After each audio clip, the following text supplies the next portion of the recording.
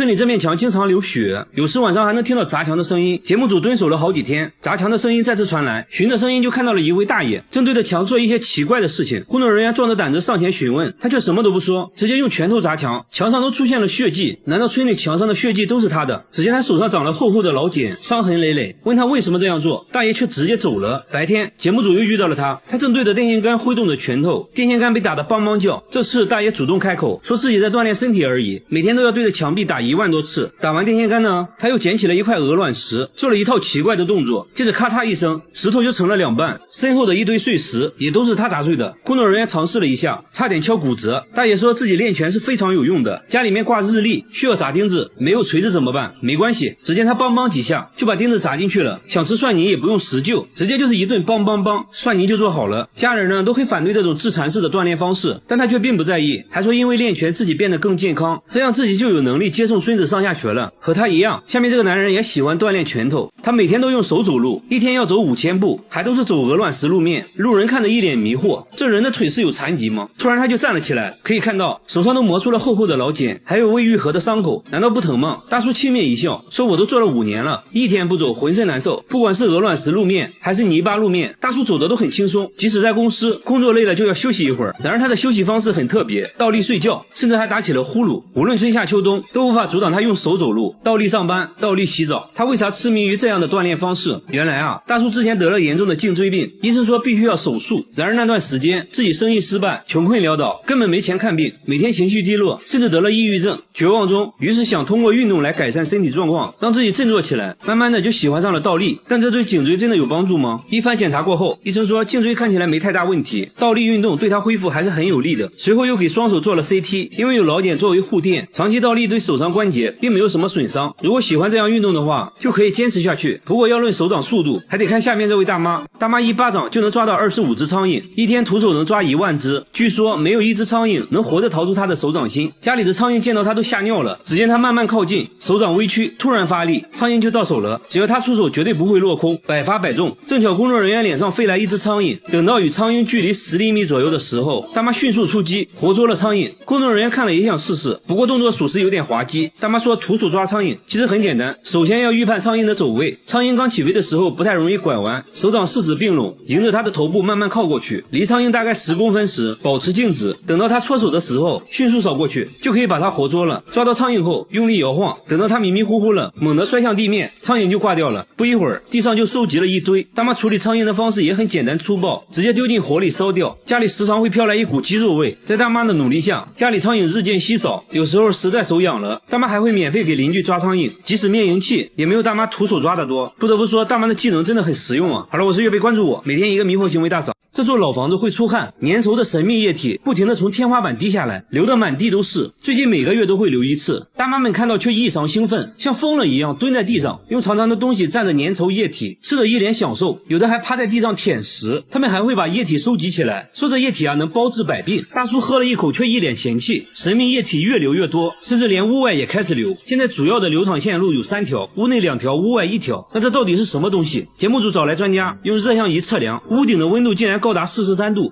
这就很反常了。接着来到屋顶一探究竟，可以看到有些液体都凝固了，屋顶的木板都被浸透了，看来问题并没有那么简单。专家把手伸到里面去抠到了一坨湿哒哒黏糊糊的东西，吓得他赶紧爬了下来仔细一看，这不就是蜂巢吗？里面都是满满的蜂蜜，那为啥没有看到蜜蜂呢？蜜蜂去哪里了？专家说蜜蜂应该是去找新家了。由于最近大妈们在屋里上课，环境非常嘈杂，久而久之蜂群不能安稳工作，最后不得已弃巢了。大妈们听到这个消息都很伤感，这么好吃的蜂蜜以后吃不到可咋办？刚解决完房子的问题，下面这家餐厅又发生了新的问题。深夜的餐厅里，14号桌的电铃一直响个不停，但14号桌并没有客人，而且桌子上也没有电铃。电铃半年前坏掉后就被店主丢了。诡异的现象已经持续了1年，最近还变得越来越离谱，从一天响1次变成了一天响无数次，甚至白天也会响铃。据店主回忆，半年前有个人经常来他家吃饭，就一直坐在14号桌。有一次和朋友发生了冲突，铃铛也是那次坏掉的，一直没有安装新的。从那次起，那人就没再来过。听说是出了车祸，也是从那时起14号铃就开始一直响，连顾客都觉得不可思诗意。店主现在听到铃声就会起鸡皮疙瘩，难不成真的被什么东西缠上了？节目组找来电铃厂家售后，售后先检查了其他桌的电铃，都可以正常工作。售后说铃声系统没有任何问题，店主还是怕啊，又找来了电器方面的专家，把设备拆开，发现电路完整，没有断线的情况。专家研究了半天，也没有看出什么问题，但专家说出了一种假设，如果附近有使用同款电铃的商家，恰巧频率一样的话，别人家按响14号铃，可能会导致他家电铃也会跟着响。为了证实这个猜测，节目组走访了附近所有商家，终于找到了一个使用相同设备的商家，但这家并没有人按14号桌的电铃，他家还是响起了14号的铃声。没办法了，节目组又咨询了无线电方面的专家，专家说附近有几个大型的广播站，有可能是广播站干扰到了信号，但这也仅仅只是猜测。如果广播站有影响的话，这条街的店铺都应该出现这种现象才对啊，为什么偏偏只有他家受到了影响？诡异的铃声还在继续，直到最后专家也没能解开谜团。这边还没解决，下面这家餐厅又发生了怪事。来这家餐厅吃饭，要先吃一颗速效救心丸，不然很可能会被吓死，因为餐厅经常毫无征兆的发出爆炸声，刚刚还安静的餐厅突然就传来了爆炸声。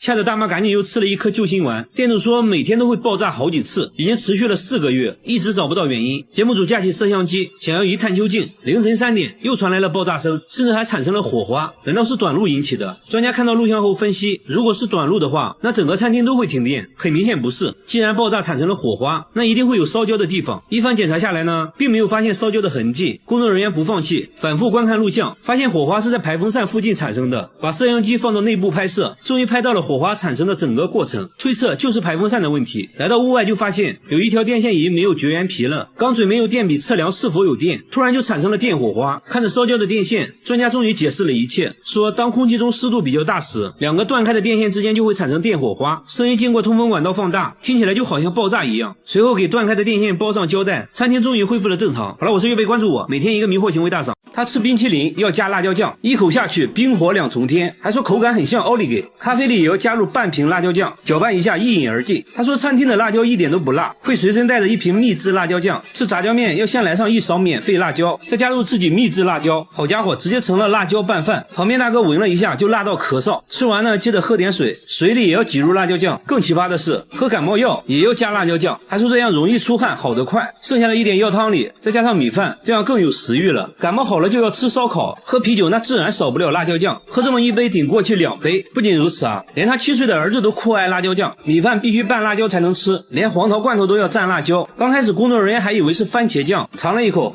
厉害厉害。和他爸爸一样，他喝水也只喝辣椒水，不仅是辣椒，各种各样的芥末也是他的最爱，如果不给吃他就会哭。那他们真的健康吗？经过检查，医生发现父亲患有严重的胃溃疡，儿子很幸运，暂时没发现问题，但医生还是建议少吃，毕竟正在长身体，要多吃有营养的东西。如果吃辣有段位，下面这位大妈也属于王者级别，她10分钟就能吃完1盆辣椒，这就是她今天的午饭。为了增加口感，她会用辣椒蘸辣椒酱，嘎嘣脆，好像吃黄瓜一样。她竟然没有丝毫反应，这该不会是假的吧？工作人员决定尝一下，咬下一小口，差点被送走。大妈淡定地看着一切，不一会儿就干完了1盆。为了测试她能吃多辣，节目组准备了世界各地的辣椒，大妈看着2眼放光，这么多辣椒看着就好吃。首先出场的是来自墨西哥的胡椒，大妈说还不错啦，很甜。接着是烟熏辣椒，吃着像柿饼。第3个是来自泰国的辣椒，吃起来脆脆的像薯片。一旁的工作人员都看乐了，再次尝试，还是辣到不行。大妈感觉很莫名其妙，根本就不辣嘛。虽然大妈很能吃辣，但也有她吃不了的东西，她不能吃洋葱和大蒜，一吃就会满脸通红，甚至会吐血。为啥会出现这种奇葩现象？医生提取了辣椒素，对大妈进行感官测试，把沾满辣椒素的棉签插入鼻孔，大妈一点反应没有。医生认为大妈对辣椒素不敏感，而大蒜之所以辣，是因为含有大蒜素，大妈对大蒜素非常敏感，所以才会觉得辣。即使这样，我觉得大妈也属于吃辣的王者级别了。然而下面这位小姐姐表示不服，冰淇淋加辣椒酱，这是她的神仙搭配，她一天就要吃3瓶辣椒酱，橱柜里也摆满了各种辣椒酱，每顿饭都要加上新鲜的辣椒段，还说辣椒能帮自己释放压力。现在她要挑战当地最辣的炸酱面，还要求厨师多放1斤辣椒面。即使这样，她还是不满足，在面上又加了辣椒段，吃得一脸惬意，周围人都觉得不可思议。节目组给她准备了3种当地最辣辣的食物。第一个是辣炒年糕，刚吃一口他就笑了，没什么感觉嘛。第二个是辣酱咖喱，这个有一点点感觉，很快就干完了一盘。第三个是魔鬼辣鸡腿，仔细品尝下还是一点反应没有。他说从来没有吃到过让自己感觉辣的东西。听到这话，节目组放出了大招，端上来一盒死神辣条，是用世界上最辣的龙息辣椒制作的，辣度是普通辣椒的220倍。据说这玩意儿只能中午吃，很多人吃完都坐上了依维柯大金杯。小姐姐也重视了起来，扎上头发，准备好牛奶，挑战开始。她一口吞下去，仔细嚼了嚼，